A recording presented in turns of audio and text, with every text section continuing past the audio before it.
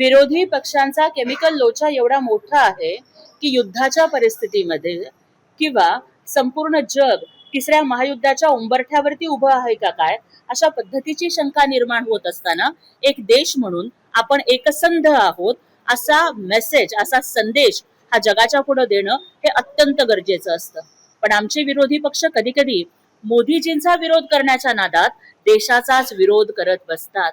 अहो, युद्ध Iran, Israel, अमेरिकेमध्ये चाललंय आणि इथे मात्र तुम्ही जणू काही आपल्याच कुठल्या तरी नातेवाईकांचं युद्ध चाललंय का काय अशा पद्धतीनं छाती पिटून आक्रोश करताय, मोर्चे काढताय. ज्या ज्या वेळेला देशावर संकट आलं, मग तो अगदी ऑपरेशन सिंदूर जरी असलं तरी या आमच्या विरोधकांना देशाच्या जवानांच्या शौर्यावरती सुद्धा विश्वास नव्हता, तर त्यांनी संशय निर्माण केले. किती विमानं पाडली गेली असे प्रश्न विचारले गेले.